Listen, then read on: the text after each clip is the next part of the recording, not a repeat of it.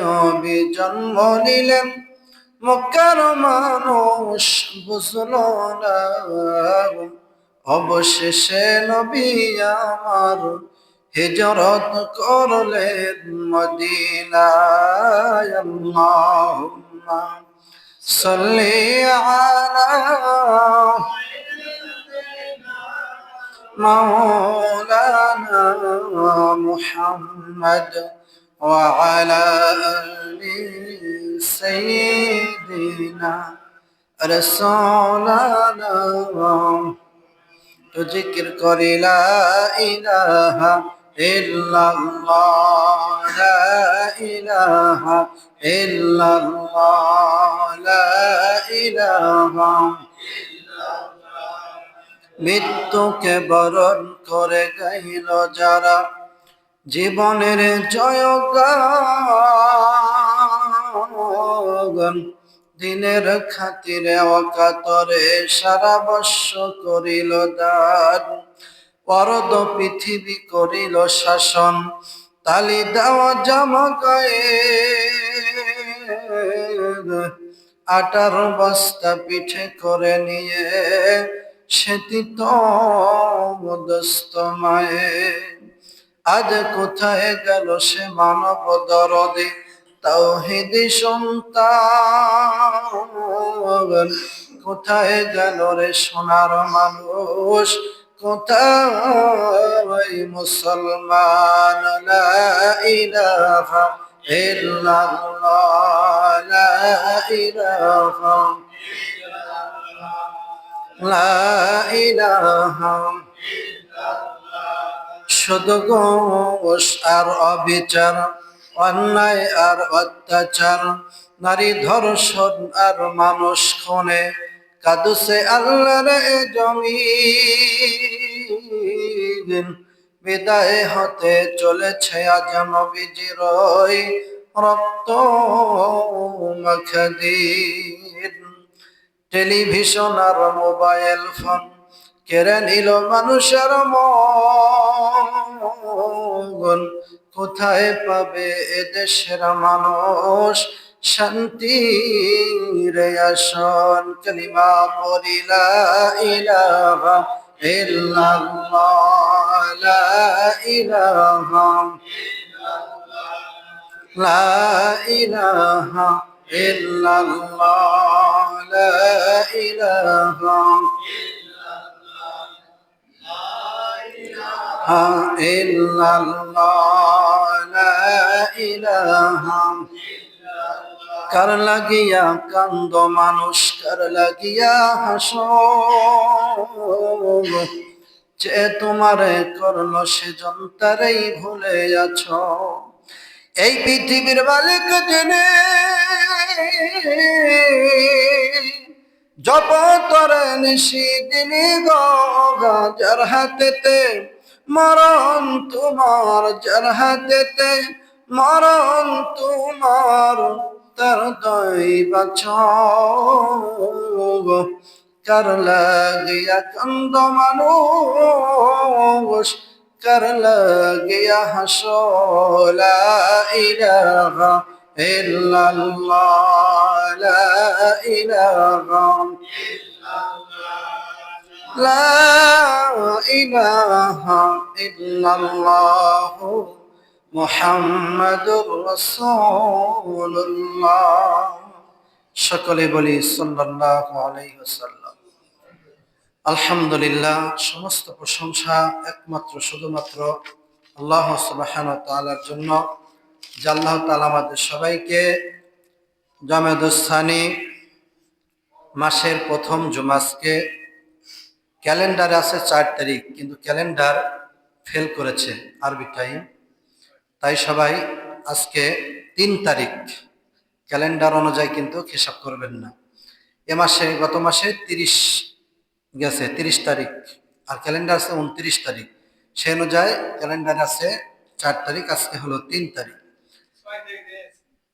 আরবির কথা বলতেছি, আরবি তারিখ 3 তারিখ, আর ইংরেজি ডিসেম্বরের 6 তারিখ আজকে। আল্লাহ তাআলা আমাদের সবাইকে জমাদুস সানি বা জমাদুল আখির মাসের প্রথম জুমা, আল্লাহর হুকুম পবিত্র জুমার নামাজ পড়ার জন্য যে আল্লাহ সুবহানাহু ওয়া তাআলার দরবারে লাখো কোটি শুকরিয়া যে আল্লাহ তাআলা আমাদের সবাইকে আল্লাহর ঘর মসজিদে পবিত্র জুমার নামাজ পড়ার জন্য হাজার মানুষের মধ্য থেকে বাছাই করে তার ঘর মসজিদ আসার জন্য, বসার জন্য, নামাজ পড়ার জন্য, দ্বীনি আলোচনা শোনার জন্য তৌফিক দান করেছেন। সে আল্লাহ সুবহানাহু ওয়া তাআলার দরবারে অন্তরের অন্তঃস্থল থেকে শুকরিয়া আদায় করি। সবাই বলি আলহামদুলিল্লাহ। আবার বলি আলহামদুলিল্লাহ। দরুদ ও সালাম পাঠাই মানবতার মুক্তির দূত জাহানের কাইনা আখির নবী নূর নবী উম্মতের কান্ডা রহমতের ভান্ডার মদিনা মুনাওয়ারা সবুজ গম্বুজ নেছে রব্বি হাবলি উম্মতি বলে কান্দেন সে সোনার নবী, জানের নবী, মায়ের নবীর উপরে হৃদয়ের সবটুকু ভালোবাসা দিয়ে কণ্ঠ উজাড় করে মহব্বতের সাথে সকলেই বলি সাল্লাল্লাহু আলাইহি ওয়াসাল্লাম।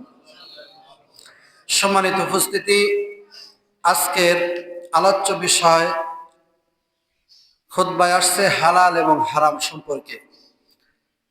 এর সাথে আরেকটি যোগ করে আমি বিসমিল্লাহ শরীফের মাহাত্ম্য, মর্যাদা, কি গুণ, এই বিষয়ে আলোচনা। যদিও এই কিতাবটা আমি উল্লেখ করেছি, এখানে সামনে নিয়ে আসছি, কিতাবটা ছিল উর্দু, এর মধ্যে কিছু উর্দু ফার্সিও আছে, বাংলাও আছে।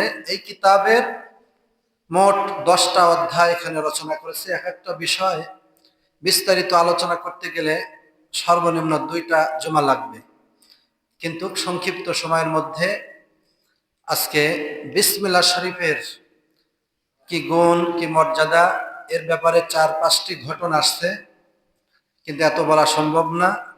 যতটুকু বলা যায় এই ব্যাপারে বলবো, এবং হালাল এবং হারাম ব্যাপারেও অল্প সময় 2-1টি কথা বলেই সংক্ষিপ্ত আলোচনা শেষ করার চেষ্টা করবো। মা তাওফিক ইল্লা বিল্লাহ।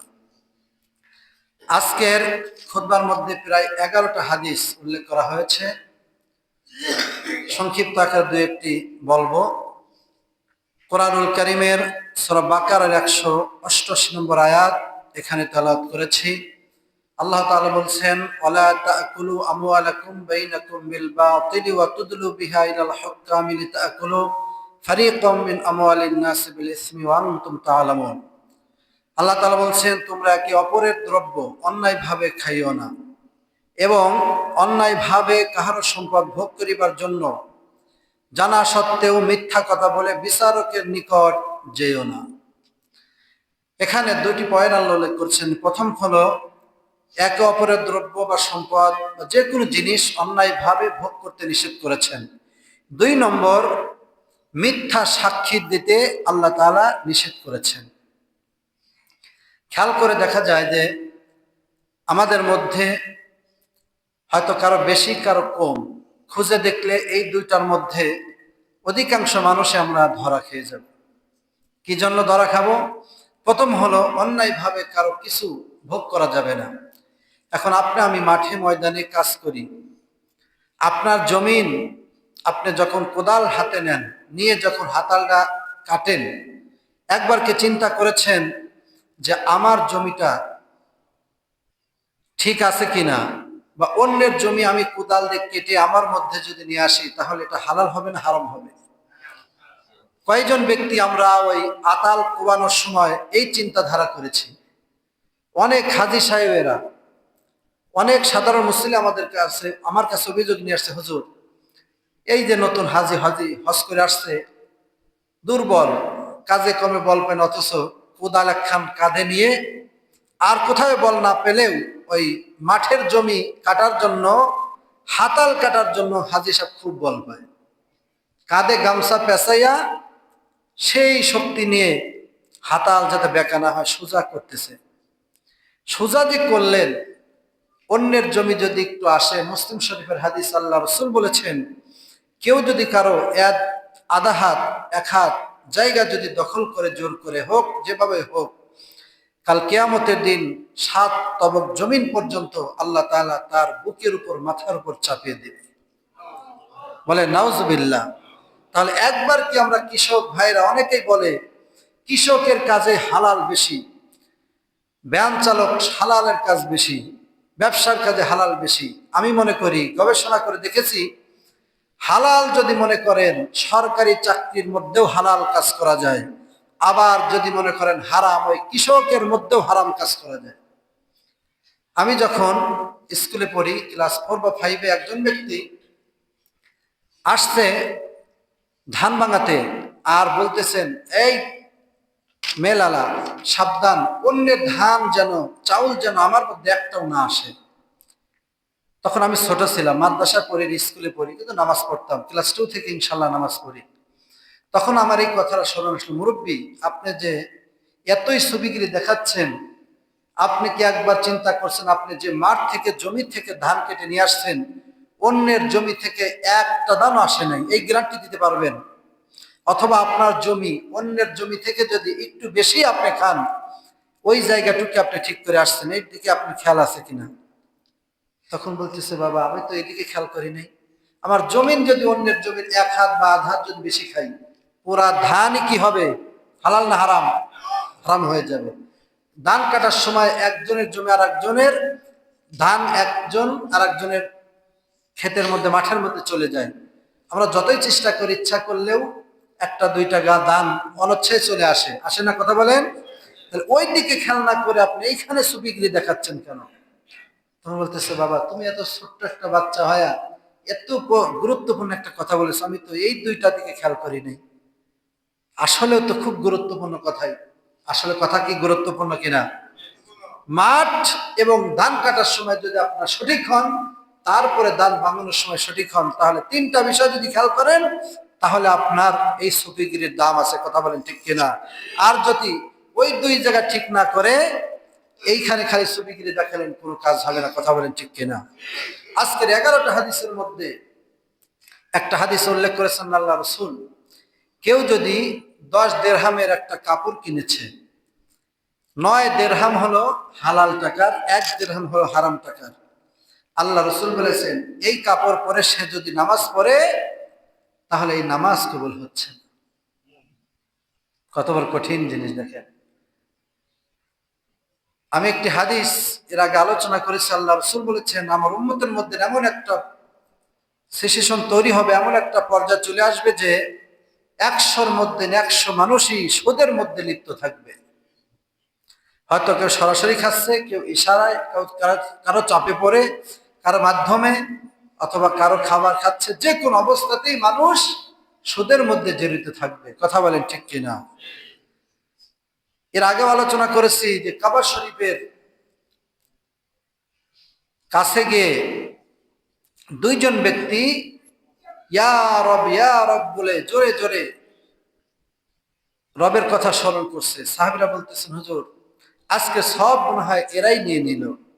আল্লাহ রসুল বললেন, এদেরকে নিয়ে আসা। নিয়ে আসা হলো, আল্লাহ রসুলের জানায় দেওয়া হলো জিবরাইল মাধ্যমে, এই যে লোক ইয়া রব বলতেছে, এই 2 জন ব্যক্তি হারাম ভাবে টাকা ইনকাম করেছে, গায়ে যে পোশাক আছে, খাবার খেয়েছে, পুরাটাই হচ্ছে হারাম। যতই আল্লাহর জিকির করুক, ইয়া রব বলুক, আজকে খুতবার মধ্যে হাদিস উল্লেখ আছে, এদের নামাজ রোজা হজ যাকাত কিচ্ছু কবুল হচ্ছে না।